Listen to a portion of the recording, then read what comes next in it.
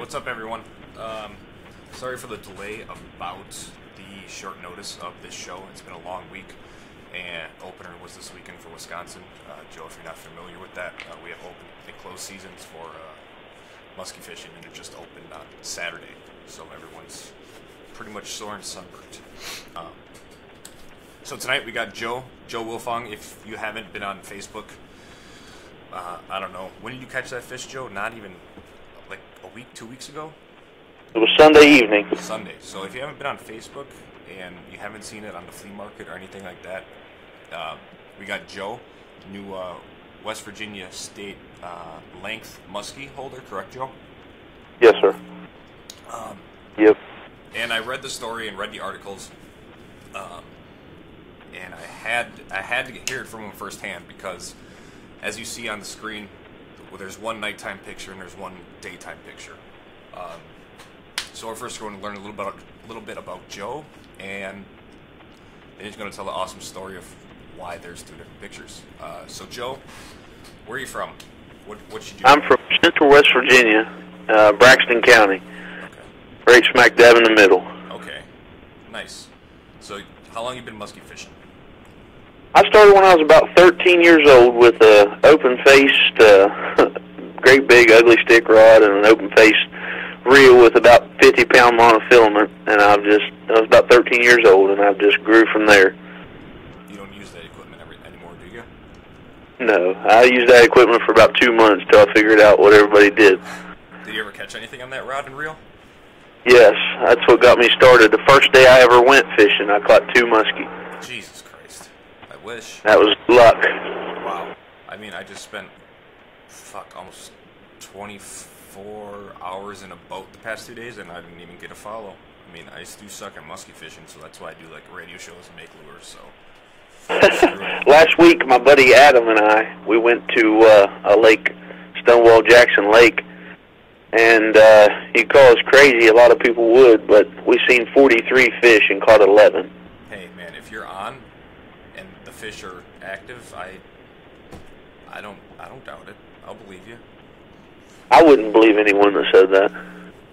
I can't really, like, disprove them, so I kind of have to, all right, unless you're a lying sack of you-know-what, but I don't take you for that, for what you've done with that muskie.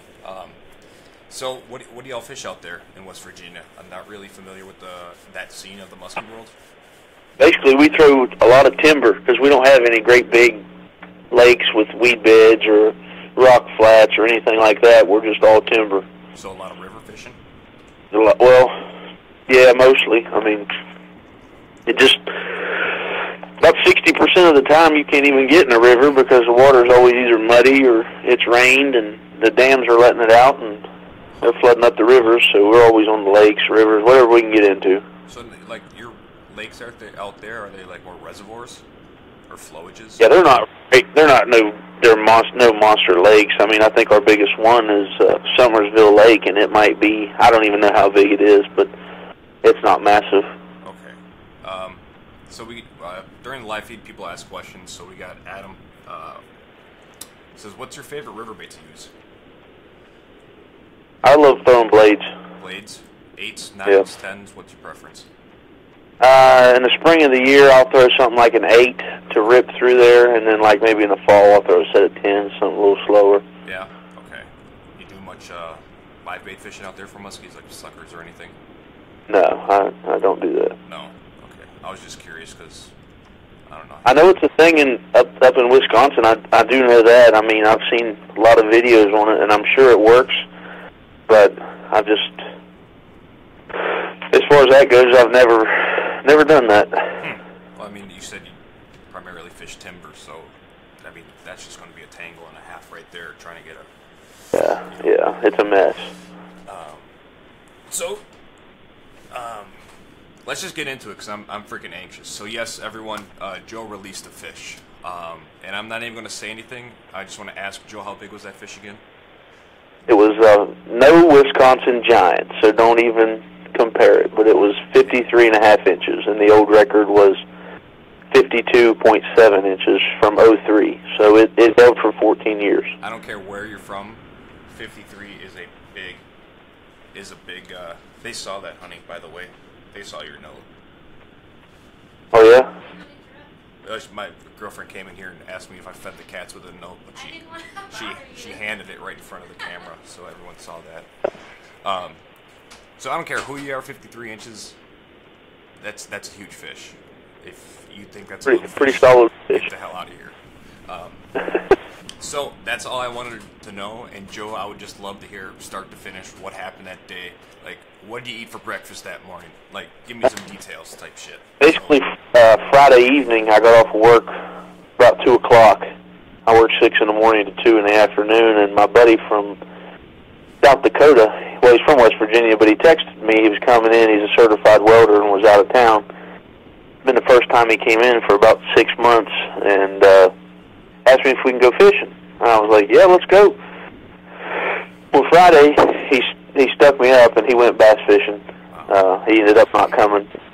And Saturday, I got off of work, and he texted me again, let's go, and ended up saying he was going to Cabela's. So Sunday rolled around. I get off of work at 2 p.m., and I didn't even bother texting him, really, because he blew me off twice, and I was like, well, I'm not going to fool with you. Yeah, I just sit at the house. Sunday anyways. So I get home, and here he is. He just pulls in. He's got a great big mega cab 2017 Dodge Cummins. Thing took up my whole driveway and looked like a spaceship. And I was like, well, I guess you're ready to go. And, yeah, man, let's go. So I'm looking around trying to find. I hadn't even been on the river yet. I'd been fishing all lakes. Because they'd been letting out the dams and the water was bad and everything like that. But I walk out back and find a John boat and couldn't find life jackets, couldn't find a paddle, couldn't find anything. Trolling motor didn't work, so ended up looking around, finding the life jackets. I actually got a $185 fine one time because I didn't have life jackets. They said, I always heard if you didn't have a motor on the boat, that you didn't have to have life jackets, so I tested that theory, and I was completely wrong. Well, now you I was way wrong, $185 wrong. Oh, shit. And so I got that, and I couldn't find a paddle. And finally, I told Frank, I said, we'll just take this shovel, and we'll use this shovel. He's like, will it work? I was like, man, it'll go. We'll throw blades and pull ourselves down the river. Well, we get taken off. We stage our trucks for the float, park here, and go up here and drop it off, and we fish down to the other one. Okay. And when we put in, we're dragging this boat down a hill, down this little cliff, and there's like probably 6 or 7 people down there fishing.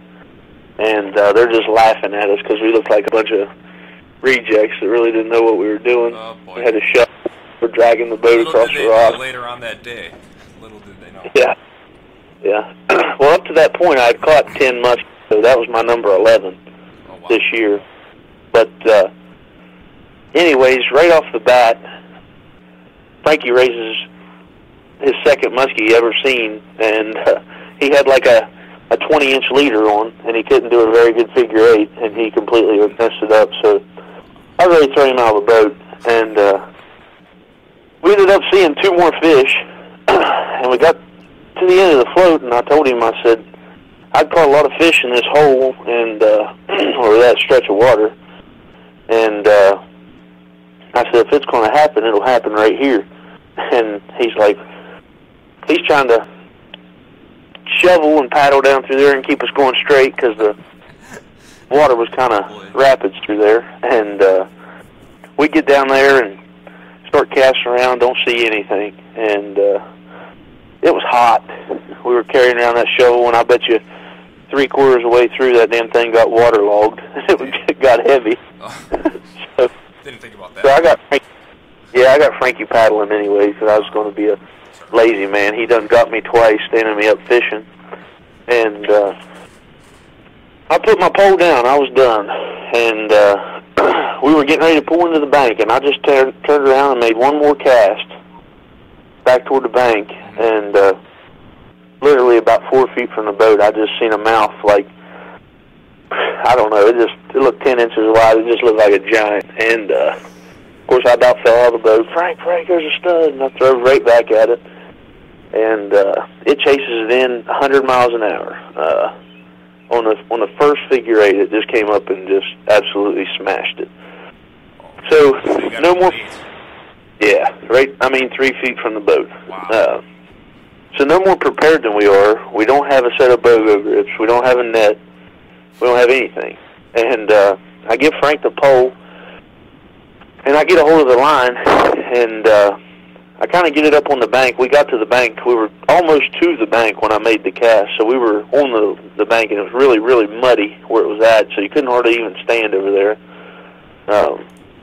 I got the fish on the bank and got my hand in his gills ready to go. You know how you grab him under the mouth. Yeah. And that thing just whipped his head back, and I didn't imagine that kind of power, and it just gone. I mean, I thought it was gone. And here comes Frankie, just jumps out of the side of the boat in his alligator shoes and everything. There he is, and he threw it up on the bank kind of, and it still had a piece of a bucktail, like one hook in its mouth. And I mean, I didn't even have pliers or anything. Finally, I got a hold of it and just more or less just tried to do as quick as I could. And I got the hook out, and now I'm standing up to my ankles in the mud. I couldn't move around or nothing. So I told Frankie I was going to go to the other side, and he could paddle the boat over there and come take a picture, and we'd release it. So I get to walking across this water, and I mean, it wasn't. I thought it was a lot shallower than it was, but it ended up being about waist deep, and the fish just about got away twice. I mean, wow. She ripped her head around and rolled, and I ended up putting her down in the water because I was afraid of hurting her, and got both my hands, one under her belly, and ended up getting her over there. And all at the same time, there's kids up on the bank, and the dad, he's like, "That thing must be 30 inches." And I said, "Yeah, I think it's a little better than that."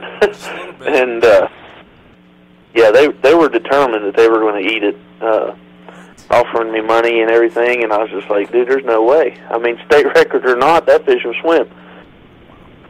So I had complete intentions of just turning it loose before I ever considered it to be a state record. I mean, I'd caught 4 other fish over 50 inches. That was number 4. That was number 4 for me. So 4 fish total. And by now I've got its tail, and I'm trying to revive it. You know, I've got it free. It could rip away at any time. Mm-hmm. And the old boy on the bank says, "Hey, I got something to measure that thing with." And I was like, "All right, what do you got?" And they call it a log ruler. It's got 4 increments of 12 inches, and it folds out. Okay. And so he comes running over the hill and throws it to me, and Frankie's trying to measure it all at the same time, trying not to get wet. And I see 48, and then I see a good bit left. So I immediately call my uncle, who's about 8 miles away, to bring a tape measure, because as I told you, I was not prepared for anything. And so now I turn his head toward the bank, and I'm kneeled down in the water on both knees, got one hand on the tail and one hand on the belly, trying to keep control of it. And you could tell, like, every time it would tense up, its tail would just absolutely flex, and she would just rip. And like, I don't care how strong you are, you're not gonna do nothing with that thing. I'm 270 pounds. I couldn't hold it. And finally, here comes my uncle. He comes bailing over the hill with a ruler, and we measured him twice in the water. I mean, I didn't have a bump board or anything. It was in the big boat, everything. And we measured 53 and 3/8 twice, and so we seen some potential. And so I called all my DNR buddies. Of course, in West Virginia, the DNR can't certify it. You have to call a fish biologist, and there has to be 2 of them. Okay. So now it was 5:43 p.m. when I caught that fish. Mm-hmm. When I made the first phone call. So it was probably 5:38 when I caught it or something. And basically, I get a hold of my buddy who I know is a DNR, and he's like, "Oh man, it's Sunday. Good luck. You know, them guys are 9 to 5 Monday through Friday." And I'm like, "Dude, we fish on the weekends. How can they do that?" Right. That's like the yeah. So, anyways, he gets a hold of somebody, and they call me. And this is about going on 7 o'clock. And he's like, well, I got Frankie talking to him, because all at the same time I'm down in the water, and Frankie's kind of being my secretary. He's calling 10 different people for me and sending pictures out. And anyways, Frankie's trying to tell him what we got and where we're at, and you could just tell that biologist wasn't buying it. He was like, we can't really be there. And he was just kind of making something up. And I told Frankie, I was like, man, give me that phone and put your hand on this fish's head. And he put it down on the head, and I put my hands on the phone, and water dripping off the screen. And I'm like, hey, man, listen, I know what I got here, man. I fished all my life for this. You know, I got 53 3/8 from the tail back to the mouth without a tail squeeze. I know I might not have it, but I'm pretty close. Well, you seem like you know what you're talking about. And I was like, well, this is where I'm at, and I ain't got no reason to lie to you, man. This is what I got. And he's like, okay, well, I can be there in about, 2.5 hours. Wow. And I was like, well, I've already been here 2 hours, so 2 more won't hurt, I guess. And, I mean, literally, they showed up at about 10:15, and now I've got the entire town. I got more people there than the local parade has. I mean, they're all looking, taking pictures, videos. Well, in the meantime, after I got off the phone and knew they were coming, I've got a buddy that does a show for catfish. Mm-hmm. Like, he catches great big catfish on the lakes, and so I figured he would have a big net, because mine was 20 miles up the road, and nobody was going to go get it for me. So I call him up, and he's like, yeah, I'll come down there. I'm like, I'm right here. I'm in this spot. And I was telling him the spot I was at. Mm-hmm. Like 10 minutes went by, 20 minutes went by, 45 minutes went by. After I almost lost a fish twice. Oh. And I'm like, man, you got to be kidding me. Where are you? And I called him back, and he's like, I'm going to kick your butt, man. You lied to me. And I'm like, dude, I've been sitting right here. My teeth are chattering. I'm frozen to death. This water's about 68 degrees. I'm not lying to you. I need you here. Well, he ended up coming, and he's like, I'll tell you what, if you're not sitting there, I'm going to put my foot in your mouth. Because he always said I'm joking with him, and which I probably do. And anyways, he shows up with this big net. We get the fish in there, and she just lays there like she completely cool as a fan. I mean, didn't have a problem at all. And so we're all anticipating this. I don't know, probably 45 minutes before they showed up, they called, and they're like, hey, man, we're 15 minutes out. So everybody's getting real ready, you know, and hell, they ended up being another 45 minutes. Yeah. So we were a little bummed out about that, but when they got there, I mean, everybody was clapping, kind of being a smart ass to them, and I was like, well, we'll see what happens. So here they come bailing over the hill. I mean, they look like kids in candy shop because I had that fish alive still. Yeah. And that one biologist, he just blew up, man. He was like, oh, my God, I can't believe it. Because, like, I mean, they study fish and they shock fish for a living, you know, and they've never seen one like that. And so I was like, well, how do you want to put it on this bump board? Because, I mean, they're carrying, like, a certified scales, a big tote, and a big 60-inch bump board, and, I mean, they got it all. And, like falling down the hill, they're running so fast trying to get to it. That's awesome. Everybody's trying to help them load their stuff up, and he gives me this little sock, kind of look like a butterfly net. Okay. Like what you would catch butterflies with, them little, remember the little circle ones? Yeah. Well, we ended up, it was called a sock, I guess, put it over the fish's head all the way back to the tail, and we put it on the board. And without me squeezing the tail, it was like 52.5. Mm-hmm.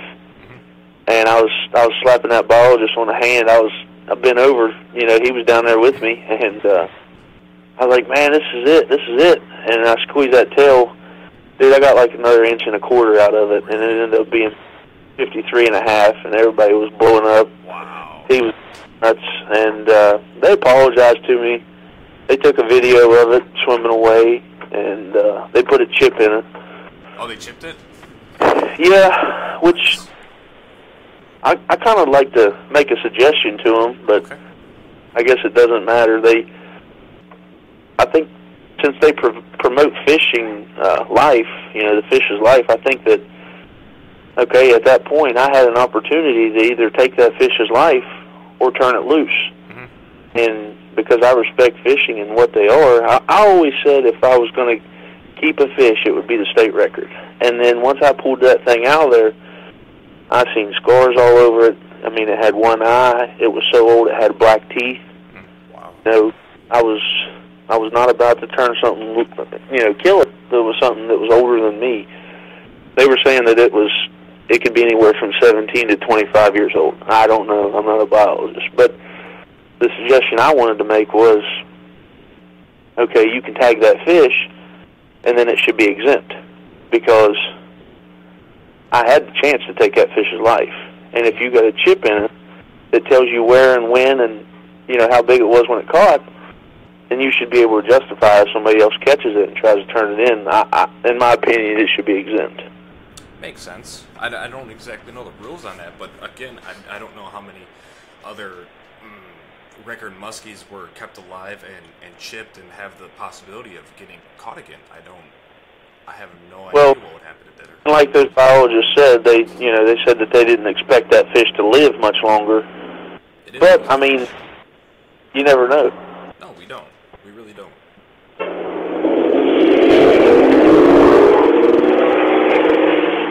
My buddy just got a new truck. Did you guys hear that? Yeah, we heard that. We heard that one. Yeah, it sounded off. Wow. And then you released it and swam away. Good? Yeah, basically I got out about chest deep water, and I'm reviving it and ran it with no effort at all. She just about 2 tail whips and she was gone. I mean, I sit there till, I don't know, probably 2:30, 3 o'clock in the morning, from about 11:30 to that time with a spotlight waiting for it to roll up, because I didn't want it to roll up and just be sitting on the bank. And then I actually had to work at 6 the next morning, and I came back at about 5:15 and looked again, but she never did roll up. And then the big rains came, and they raised the lake, so the river was up, and hopefully she's about 30 miles down the river. Wow. And the best thing of all was Frankie's, the bucktail I caught it on was Frankie's, because I was like, man, I want to throw that. And he just bought it. It's just bought it. And I was like, I've never bought one of those because I don't really care for it. And ended up catching that fish on it. What bucktail was it? It was a double cowgirl, Musky Mayhem. Wow. Yeah, so I got a hold of Musky Mayhem, and they were pretty pumped about it. I don't know if they're going to do anything, but hey, I'm just thankful for the opportunity. Man, oh man. So now you're now you're hunting to get that thing mounted, right? Yeah. I've had 6 different people really being competitive about wanting to do it, and I was wanting to put it up in the first class to do it. It's a big deal to me, and from the looks of all my likes on the internet, it's a pretty big deal to the state. So I'd like for it to be the best that it could be, but like Cabela's or Gander Mountain or nobody reached out to me, so I just assumed they didn't want to do it. I actually spoke with the Cabela's, whatever, I guess he's not a CEO, but he's somebody in charge somewhere in Sydney, Nebraska, and they just weren't interested. And we have 2 Cabela's in West Virginia, so that kind of shocked me. But I ended up having a local guy do it. He's going to do everything. I just got to buy the mold of the fish. He's going to do all the paint. That's cool. Pedestal. You're going to pedestal mount? Yeah, I guess. That's what he said. He wants to take it to a national taxidermist show, and then he's going to give it back to me. Well, hey. When I read the article, and you sitting in the water, shivering, chattering. I literally was. My teeth were chattering. And then released it, waited hours for the DNR. It was just an amazing, and that's the definition of what musky fishing is. That's the heart of it. Obviously the catching and all the painstaking and work, but after you catch a fish, that's the love that everyone has or should have everyone that I know has for musky fishing and for the musky, the great, majestic musky. In that thing swim away, I mean, that's, I don't know, that's how you do it to me. Man. But then I had people talk to me like, well, you didn't see a state record buck and let it walk away. Like, no, that's a different scenario. That's a different, yeah. It's not like you're going to, lasso the buck and be like, oh, state record buck, I trapped him. Like, I mean, that'd be I'm cool. not going to sit down. Right. That would be cool. Maybe that's... But I've been truly blessed, man. I killed a stud buck 2 years ago with my bow. Yeah. And I catch this fish, and I don't know, I couldn't ask for more. Man, that's... I want to say that I would have the dedication to do that,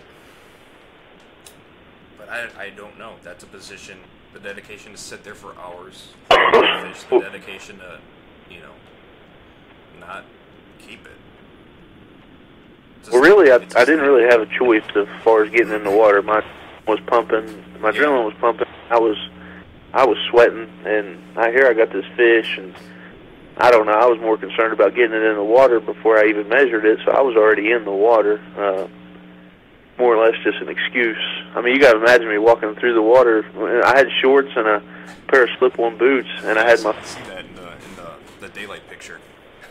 Yeah. That's hillbilly's finest, boys. But hey, it works.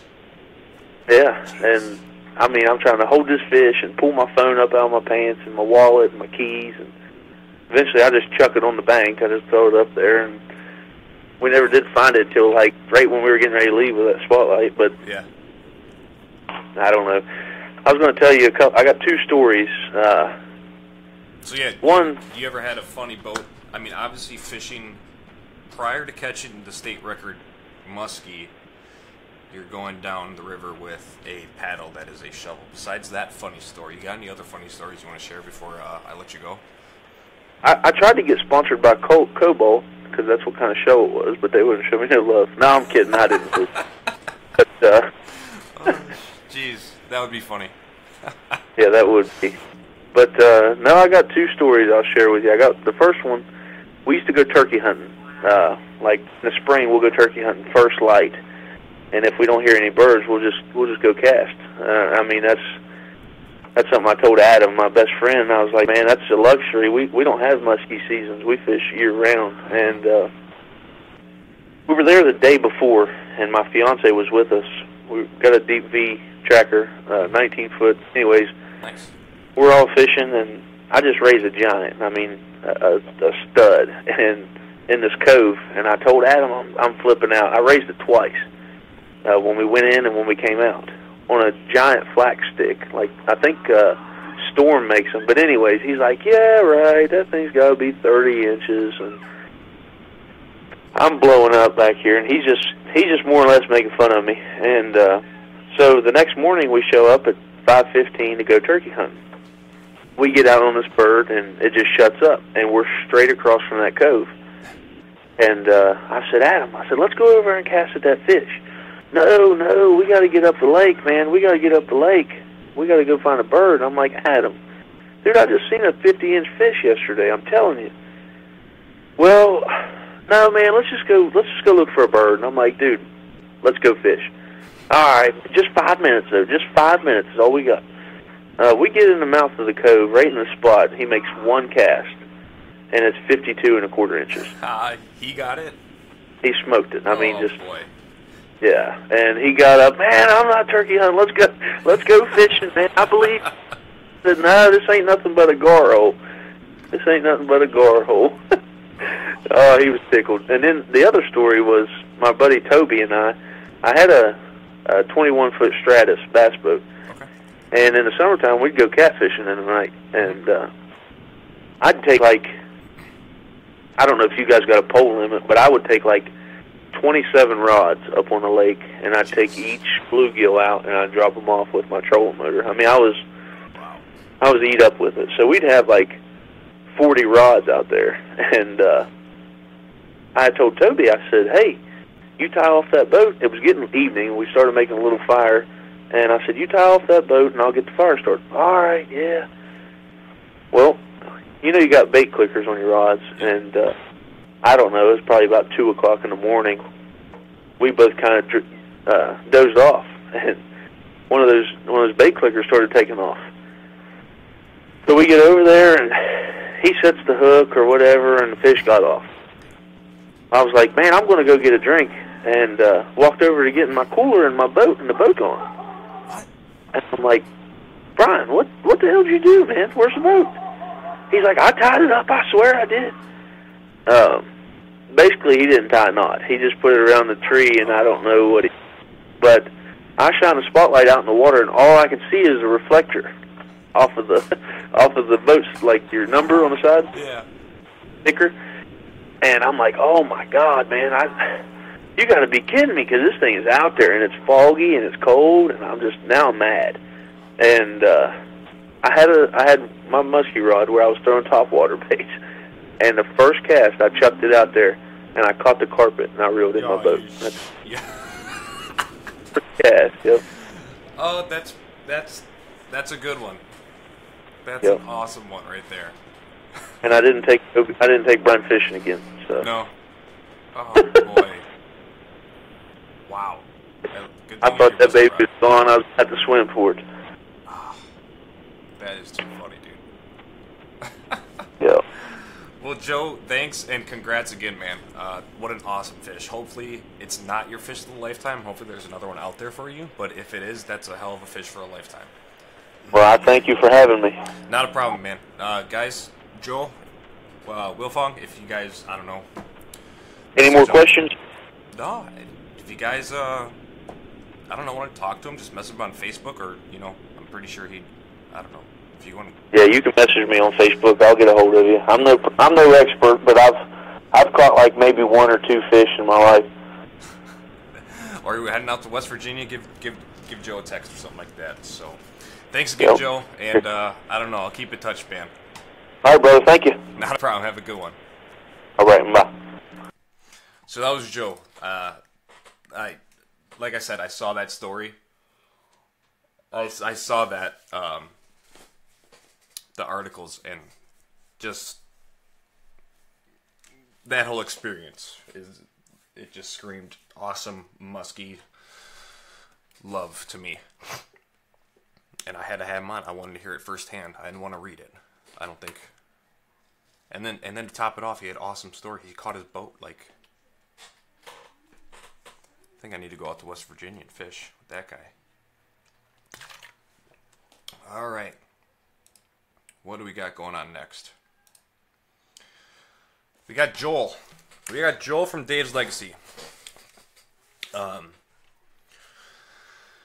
We'll hear about some Pewaukee stuff, and I don't know. Hopefully Joel has... Let's see if he can... What is going on here? Maybe he can top that story. If you're listening, Joel. It's a hard one, dude.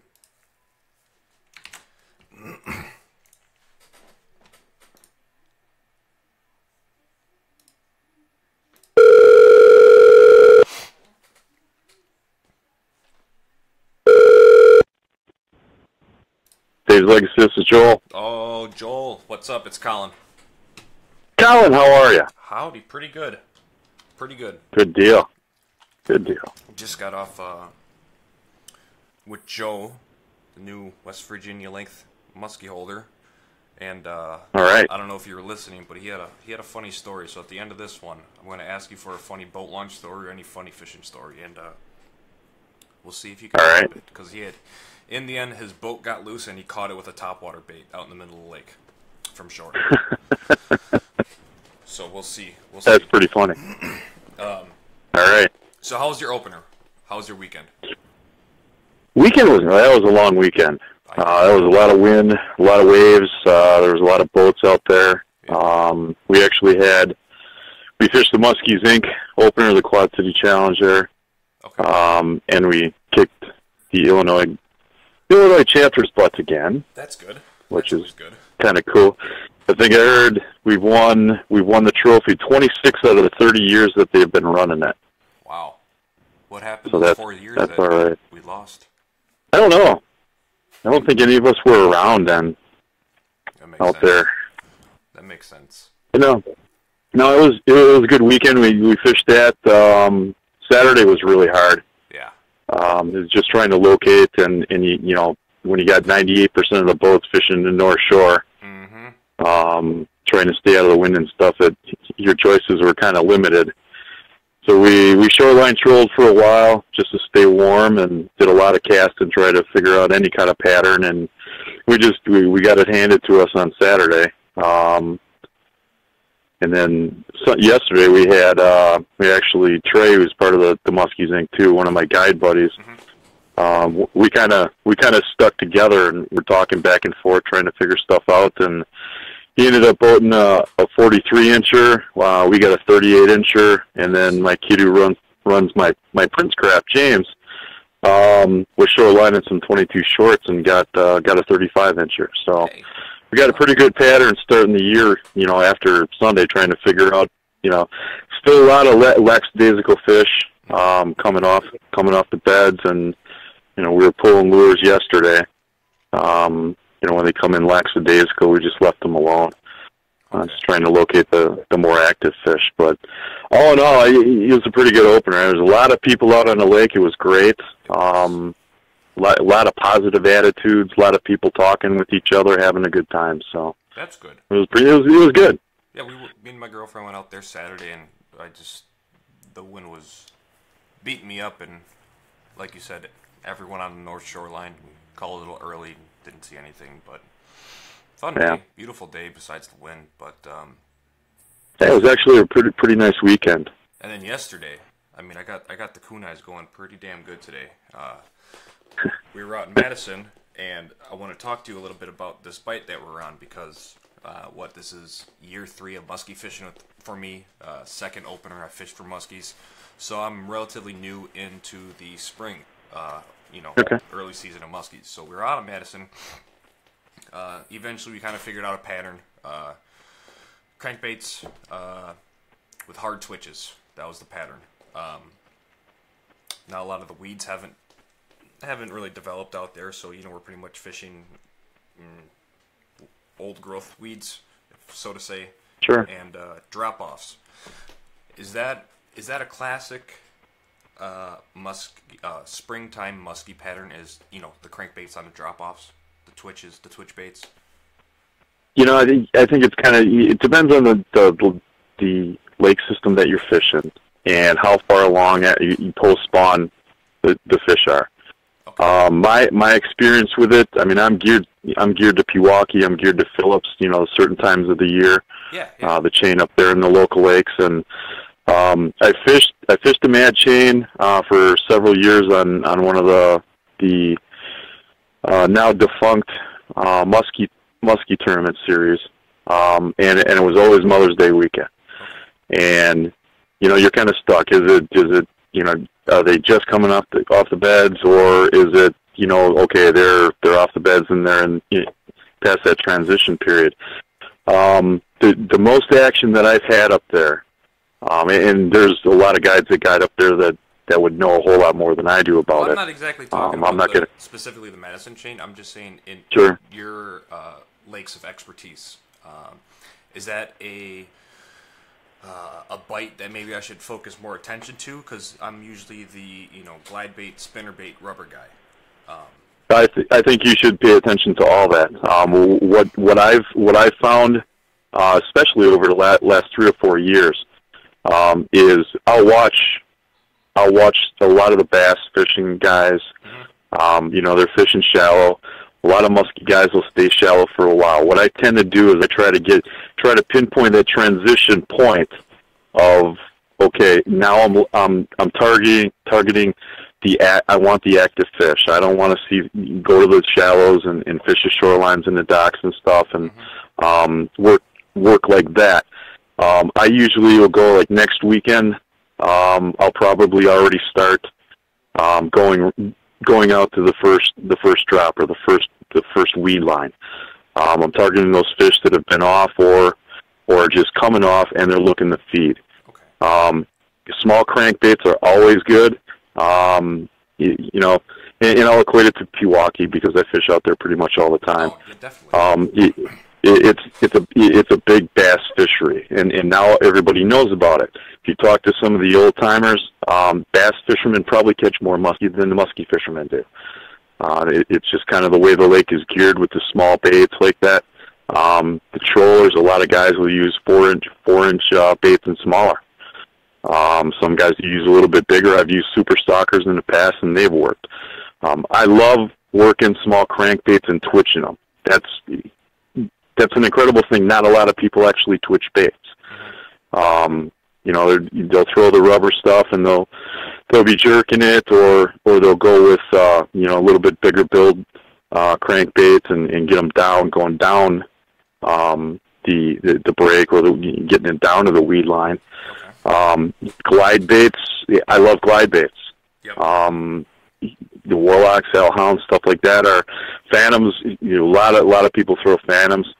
Those are excellent baits, especially in the spring, because you can work them kind of slow. Mm-hmm. You're not just bringing them straight in, and that's where the twitching part of the crankbaits comes in. Also, is you can slow that lure down as slow as you want to. Oh yeah. I call it Polish twitching. Yeah, I'm Polish, so you throw out a crankbait, and you'll start retrieving it, get down a little bit, jerk it twice, let it dead rise to the top and sit there for a second, and then jerk it hard, and then reel, and then jerk it a couple more times, just as unorthodox as you can to keep it not just a straight retrieve coming in. Okay. And that format can be totally deadly when you're fishing muskies. I mean, I've seen it early in the springtime, I've seen it in the summer, and I've seen it in the fall when you move up to the 10, 12-inch crankbaits. It's the same thing. Now, again, I want to reiterate it so everyone knows that I'm not asking stupid questions, because there's a lot of new people out there. And all right, so I'm a newbie. Sure. Newbie mush fisherman. All right, so now I came from a bass fishing background. All right, so you have crankbaits and then you have jerkbaits. Okay. Yeah. Now a lot of people crankbaits. Do they actually make? Because my buddy had one. It was a Kodiak, like small twitch or something. I don't know. Beautiful bait. It acted just like a shadow wrap did for bass fishing. It would do that crazy jerking action and just pause, a little belly roll, slowly sinking. Now a lot of the bigger jerk baits, like I was chucking a couple 22 shorts out there yesterday. You can't get that because that's more of a crankbait, correct? So what are some good musky jerk baits that I should be looking into? Well, first and foremost, I'm going to tell you a Suic. It's old, it's tried, and it's true. Okay. Flat out, it's something. Old school never dies, and people should remember the old school stuff because it still works. I mean, there's a reason why Suics have been around as long as they have. Mm-hmm. They flat out catch fish. You've got different stuff. And I can't remember the name. Some guy in Minnesota makes it. I mean, it's an offshoot of a Suic. It's kind of just a basic stick with a angled face on it, and he's got weights on it.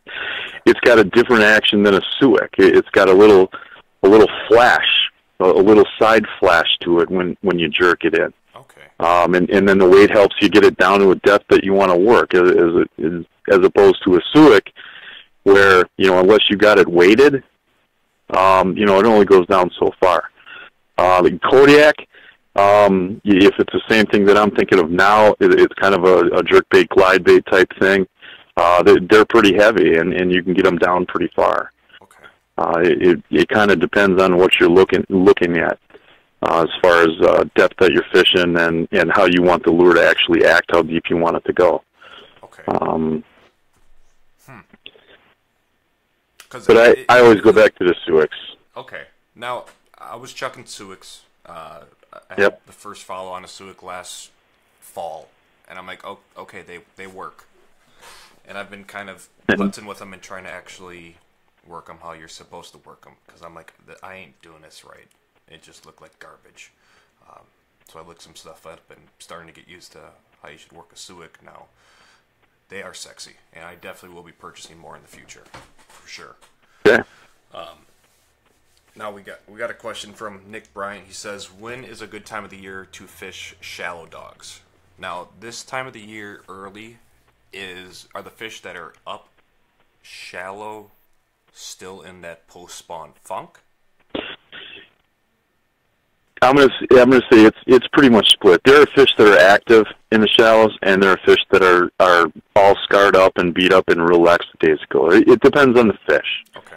I mean, we had two. We actually got a chance to fish the North Shore on Sunday, and I mean, we had two fish that exploded on the top water and came in and totally missed a. We were fishing predominantly with, I run the Rocky Point Lure Company, and I do the spinner blade attachments. And I love them on just about anything. You can throw them on all kinds of different baits. And we were running the Chaos, the micro deuces, small profile, putting the number 8 spinner blade attachment on them. And that's where we caught all the fish on, that and the mini D. One of them was with a mini D, with a spinner blade on it. And the fish just came up and totally whiffed on the lure. And then we saw 3 more fish that were just lackadaisical and just kind of looking around. They weren't eating, and that they were still hurting, trying to get better. And you were pulling the lures out of the water, so we don't even want to touch them. As far as the shallow dogs for Nick, the shallow dogs. Honestly, you can throw them all year long. I mean, if you're working weeds, you can work weeds from opening day all the way through fall if you want to. I mean, I love fishing the east end of Pewaukee Lake, and you learn how to fish weeds out there, especially the last several years. But the way that it is now, the weeds are a whole lot different. There's a lot of open water out there, so you can work a lot more stuff without the fear of getting tangled up and not having to pull weeds off, getting caught up halfway through your retrieve. Shallow dogs are an awesome weapon. If you can throw them into shells and keep them out of the weeds, that's perfect. So absolutely, you can throw it all year long if you want. Okay, I like you. I like fishing weeds. It's my quote unquote forte, even though I'm not really experienced enough to have a forte. But screw it. Nick, he says, I have a couple Meg shallow dogs. Is it too early to fish those, or should I try them? I'm going to say there's a lot of people that fish big stuff first day on, okay? And there's nothing wrong with it. They're doing it because they catch fish, okay? Me, I'm kind of more opposed to that. I think staying smaller profile, I don't think these fish are into a whole thing of getting, one big fish and mowing down. It's more of a, they don't want to work that hard going after a bigger fish. It's keep the small profile. They're looking for bait fish. You look at the forage that's in the lake. I mean, there's a ton of bluegill. There's a ton of perch. Crappie has come back. You're kind of looking at the size of the stuff that they're normally going to eat, and it's that smaller profile stuff.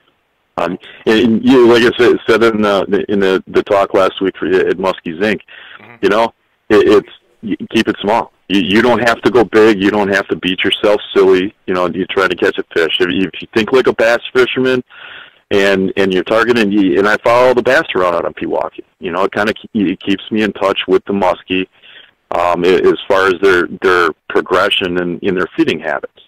You find a bait fish, that at some point in time, because there's other predator fish out there like the smallies, the largemouth, the walleye, they're feeding on that stuff, and the muskies are going to come in at some time to feed on those schools of fish. Okay, so are you telling me that the muskies are eating all the walleyes in the lake? Is that what you're saying? Nope. Oh, okay. I'm just. Oh no, I'm talking. I'm just bluegill, crappie. Yeah, we don't want to get into that discussion. But like you said, at Musky Zinc, the bluegill, that's your favorite kind of forage? I love targeting the bluegill. Okay. Absolutely. A lot of people. I mean, it's always been a perch lake, and really? And rightfully so. Okay. Huge forest space of perch.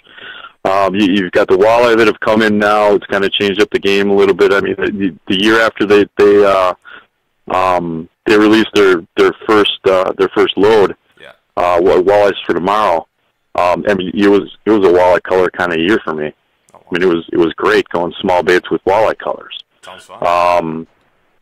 So I'm thinking it totally opened up the game as far as when you talk about lure selection and color schematics, and I mean, black and white, black and silver. It's always been great out there. The crappie. I mean, I've followed schools of crappie around.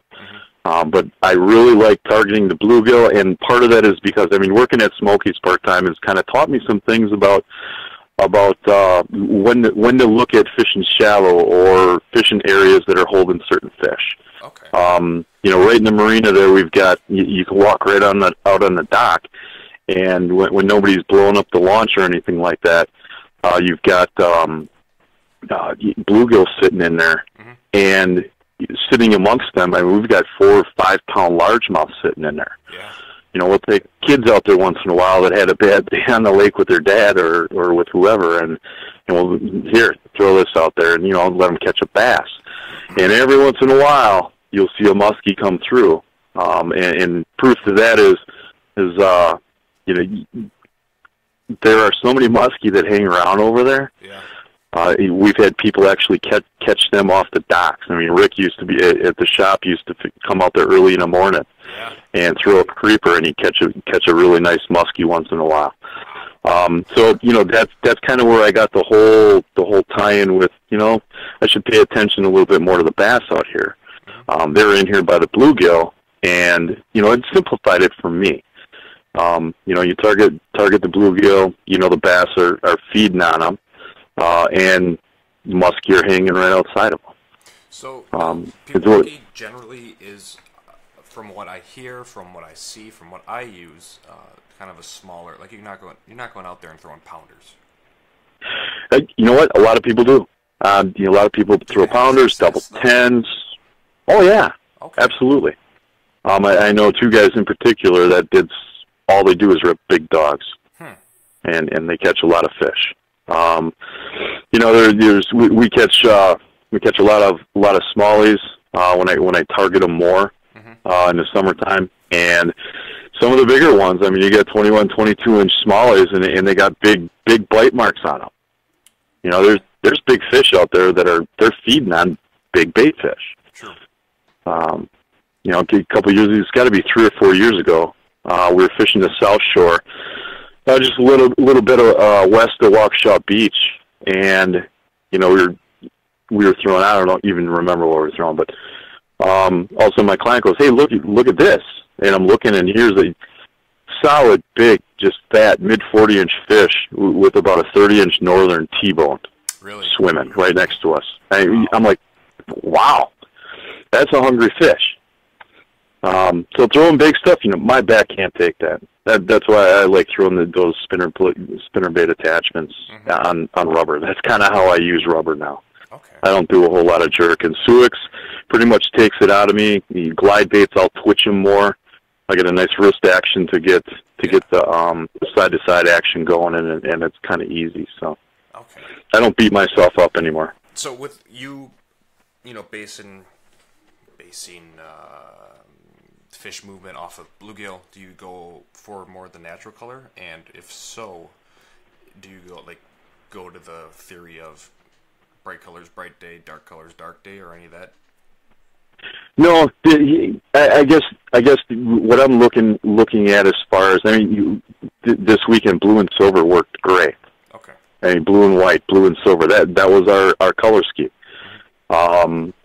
And I hate blue and silver. Anybody that knows me will tell you that. I don't catch fish, but I finally did. Yeah. It worked. So I guess I kind of like it now. But what I generally throw, and this goes way back to when I first started fishing Pewaukee 20 years ago, was I love the natural colors, but I like a little twist to it. Okay. The shoreline trolling, I always had to have a fire tiger perch with an orange belly and a hot walleye with an orange belly. A lot of people will go with white belly stuff, and that's cool because they catch fish. Mm-hmm. My comfort zone is I always had to have something with an orange belly on it, okay. and it still holds true today. Black and silver has always been a great color for me out there. If you look at my tackle boxes in my boat, more than half of the stuff I have is custom paint jobs. Mm-hmm. And it's not that the lures are any different than anybody's using out there, but the color scheme is. And it's not that color matters, it does, but when it comes right down to it, is is that fish hungry or not? And if they are, they're going to hit.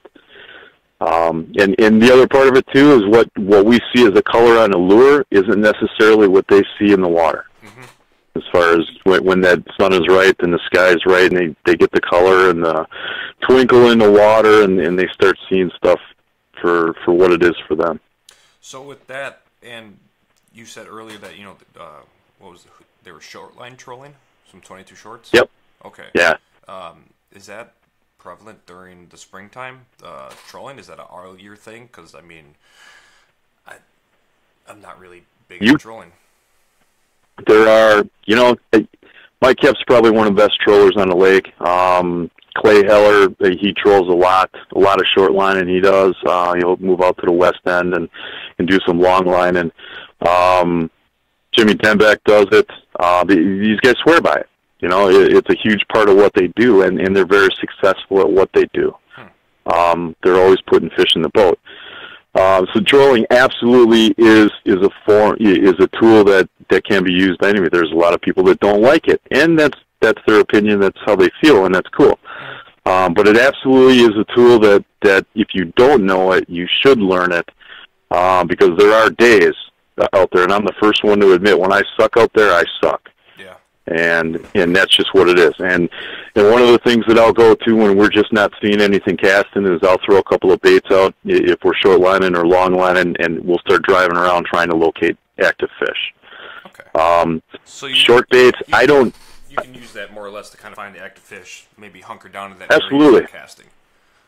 Yeah. And again, if you're moving from one spot to another and you're going across the lake, throw a couple lines out. You look for the bait fish. If you're fishing the west end, look for the pods. Mm-hmm. Check something out. Hit a couple of points. The humps on the north side in front of the condo, stuff like that. You can drive real slow to the next spot, take 20 minutes, and throw a couple lines up and see what you can get. See what happens. Okay. You might figure something out or learn a new spot. So Adam from TNA, he said, good summertime baits for Milwaukee or Conowalk. The TNA Ager Dragon. I mean, I can answer that one, right? That's good. You can answer it, and then I got something to say about that too. Todd and Adam are awesome guys. They have the Angry Dragon has become one of my 5 automatic baits that I start with for clients to throw. Number one, it's easy. You got a couple different applications that you can use with it with that blade that they have on the front. Now they got it so that blade clanks on the head and makes even more noise. I just threw it this weekend, and I had the older model. Yeah, it's a big difference.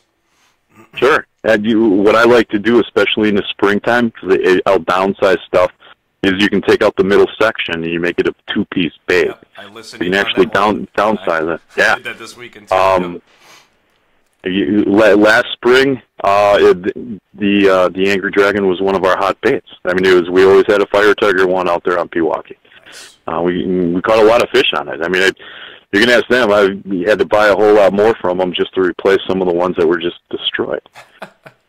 Great baits, and the people that are making them are awesome people too. Did you know Team for Tom and Adam? Yes, I did. What the hell? I'm really the only guy that thought it was ass. No, it's Todd and Adam. So, but as far as your question goes, we threw them this weekend. We threw them on Saturday, and again, it's one of my top 5 baits that I start with my clients. I love the bait; it's easy to use, and we throw it all year long. It's one of those baits that again you can shorten, or you get past that period where the fish are going to be looking for bigger baits, and will hit bigger baits. And you put the centerpiece back in, and you throw it all the way through the end of the season if you really want to. I do like that bait, really. I like it a lot now. Yeah. So Adam's got another question. Hey, Joel, can we go fishing sometime this year? Just give me a call, Adam. Just call him. I got the info on the stream right now. You know what? Being a guide, the crappy part of being a guide is it takes away from those kinds of situations. You know, you got clients calling, you're trying to reschedule outings that get canceled and stuff like that. And don't get me wrong, I love guiding. I mean, I enjoy teaching people and sharing everything that I've learned over the last 40 years musky fishing. I have no problem sharing information or helping people out, whatever. But the thing that I miss is fishing with my friends, just going out. You know, I'm working on you got a new prototype lure that's coming out for the lure company. Wait, that we're gonna. You do? Yep. Black Ops bait? Yeah. Can you release? I love Black Ops bait. Everyone has one. Can't do anything yet. I don't even have the prototypes yet. They're molding it and making it now. Okay. But I actually took. What's that? Expected release date? We're looking at the fall. Perfect. We're looking at the fall. There's a little fun tournament up in Phillips that I fish every year, and that'll kind of be the big test. Yeah. Is I got a plan on what I want to do, and I want to use that bait. And if we do something, I think it'll be pretty cool. But I took 12 dates out of my guiding year, and I have those slated strictly for testing and working with stuff and getting some video for the shows next year. And that's kind of what I'm going to do. So I'm making time. I'm planning on fishing with some friends this year that I haven't fished with for several years. And yes, Adam, I would love to fish with you. That would be very cool. So just let me know. Cool. So Nick again, what size topwater baits? Lake X, Fat Bastards, or Cannonball? Cannonball Junior. Well, you can say it. Go for it. Topwater baits, right quick for Milwaukee. You know, topwater baits, old school. Hog wobblers, creepers are a mainstay. Everybody should have a creeper and know how to use it. I'll bend the wings. Can you name for example? I heard your speech at Musky and creeper. I'm like, oh, all right. Yep. Which well, the original ones that I always fished with were the Bauer creeping toms because I could bend the wings. They had a nice angled wing that made a different sound than the curved ones, like the lures. What I'm fishing with now is the creepers from Bit and Tackle. I like how they're put together. He's got I think an inch and a quarter extension on the back for the back hook to kind of alleviate from the short hits and get a better hook percentage on the back end. And that's pretty much what I use for topwater baits. Going back to Lake X it's taken the world by storm the last few years. Flat out, I love top raiders. I mean, Booker had to deal with the top raiders. I mean, those things were absolutely awesome. Lake X stuff, a little bit different. It makes a different kind of sound with the tail that he's got. And as you get bigger with the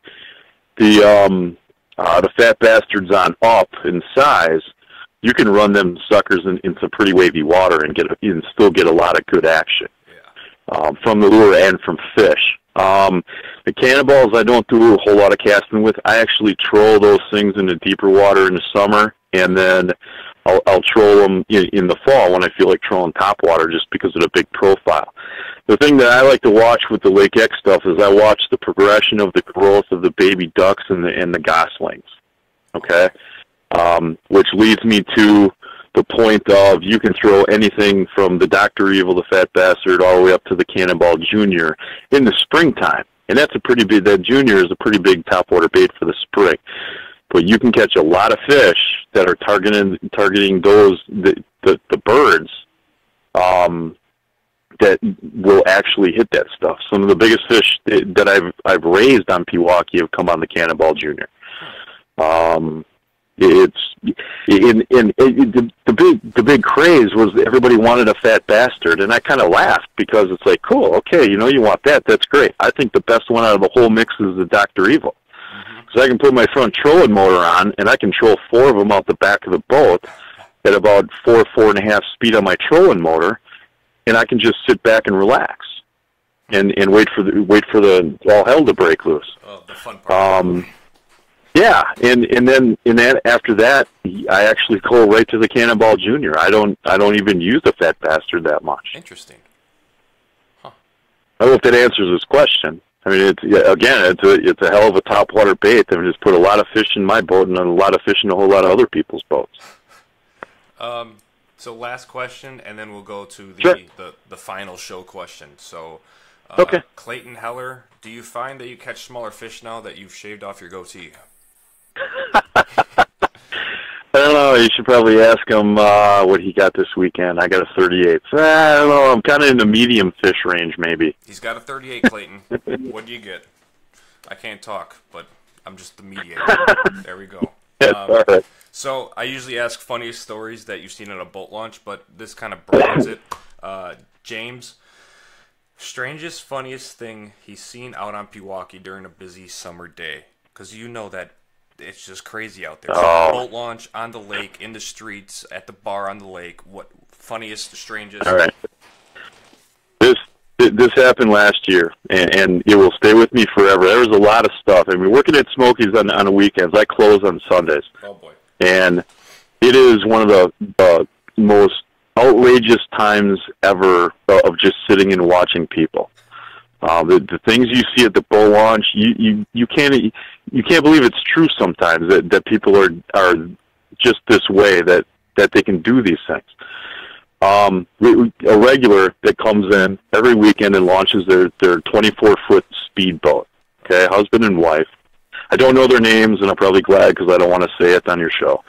But they came in and they go to launch, and the husband always backs in the boat, and the wife always holds the rope and then pulls the boat closer to the dock and holds it there till he comes back. So they go and they launch the boat, and the husband is in a really big hurry. Now he's got the air on because it was really hot, and he's got the windows shut. And he goes to pull out, and he guns the truck, and he forgot to take the strap off. Oh. So I'm sitting there, and I'm watching this happen. And as he pulls away, the boat was so heavy. I mean, it snapped the crank, mm-hmm. and just started peeling off strap. And the lady is hanging onto the rope, hopping in the air, going with it, going no, no, no. And if you heard it, it probably sounded like go, go, go. And then as he's pulling out, the boat's coming off the trailer, and all of a sudden all you hear is this big boom, and it's just scratching the fiberglass bottom of the boat. And all of a sudden he slams on the brake because there's people running out, with their hands up, yelling, stop, stop, stop. And he gets out, and the boat is totally off the trailer. The strap's still connected to it. He's sitting there with his hands on his head, and his wife, still holding the rope, starts berating him, calling him all kinds of names, cussing him out. People coming out of Curly's, neighbors coming out on the street, wondering what the heck's going on. She's yelling at him, and he's looking, and he unstraps the thing, and he takes a couple minutes trying to get his head together and figure out what he's going to do. And what are you going to do? The thing's on the cement ramp. How are you going to get this other than having it lifted up, put back on the trailer? So he takes the trailer, gets it up against the belly of the boat, and he pushes this thing back in the water, scratching, and I'm going, I can't even believe this is happening, because I didn't want to go anywhere near it. I was afraid the wife was going to punch me. Oh, my God. So she's still yelling at him. He pulls out after he pushes it in, parks the trailer, comes back to the boat. She's still yelling at him. Jumps in the boat, gets in, looking in the back, see if the water's leaking or anything, starts up the engine, kind of looks at her and goes, okay, you coming or not? And she looks at him, she throws the rope in, she jumps in, and as they're going out, the guy hits it. When he gets out, he gets past the no-wake buoys, mm-hmm. and all the way out until you couldn't hear him anymore, she was still yelling at him as they're going out. That was one of the funniest things I've ever seen. What do you do? I mean, I got tons of stories just sitting at Smokies and watching what people do. It's actually hilarious. You want a fun time? Come down to Smokies with a lawn chair, have a little cooler of beer, and just sit there and watch for a day. All the crap that happens at the launch. Told me to come do that on a Sunday, and I'm really thinking about it one of these days now. It's hilarious. It's absolutely hilarious. You say you close on Sundays? Yep. What time? I'm there from 12:30 to 8. All right. One of these Sundays, if I have off or after work, I might actually come out there and just hang out and we're just going to watch Excellent. people. Yeah, that'd be fun. Bring your friends. It's awesome. So how many did they go? Any more markings on the chalkboard for no drain plugs or anything, or was it a smooth launch at Smoky's for the opener? We had 2, and it was the same guy. Wait, was this at Mistake at the Lake? Yeah, it was that Mistake on the Lake. Yeah. There was nothing for opener. Wow, good. It's just the 2 from the same guy who launched 2 boats, and he sunk 1. Oh boy. Well, Joel, thanks for coming on, man. Thanks for answering. All right, Colin. Anytime. My questions. And I'm going to see you Sure. on these Sundays. I will be there. Mark my words. And everyone, All right. go visit them. July. What's the best time to come watch these idiots? Oh, come around the holiday, the 4th of July. Any Sunday in August, it's before Memorial or before Labor Day. Okay. It's great. You get people that just get it in your head. Hey, we're going out on a whim. Let's go out and launch a boat today. People don't do this. They take these boats out once or twice a year to show off to their friends, and they have no clue what they're doing. All right. I was thinking you guys should get a live stream going over there because that'd be. That's pretty funny. I'll have to talk to somebody about that. Just set up a GoPro on like the roof, lock it in, focus it, and just live stream it 24/7, or like when you guys open it. There you go. Or if it's really getting good, just like, hey, you guys gotta watch. Get it. We'll talk about it. We'll talk about this on Sunday. So, Joel, thanks for everything. All right, Colin. And I'll see you. Oh, you bet. Good luck to everybody out there this year, and catch some big fish, people. Right back at you, Joel. Have a good one, man. All right. You too. Bye. So, I'll let everyone know when maybe I go out there for a Sunday. Maybe we can do a live stream out there on a really busy day. That'd be fun. Get some cool footage out there for some the pleasure boaters. That'd be cool. So, want to say thank you for everyone. I'm thinking for next week. So I got a tiller. Got a tiller, 25 horse, 16-foot Miracraft. All right, I got a couple batteries in there. I'm thinking maybe boat tips for next week. So if any of you guys know anyone who I should talk to, really anything electronic or mechanical, maybe for boats, maybe we get some boat tips on here, help you guys out before prime time is upon us. I mean, granted it's opener and we're all happy and everything, but maybe we get some boat tips, and I don't know, we'll think about another guest. Maybe another bait maker. We can always do that. We'll see. I don't know. So hopefully everyone had a good opener.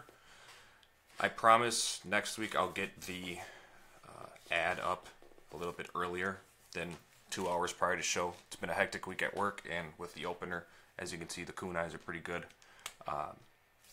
So with that, thank you very much, everyone, and I will see you next week. Adios, amigos.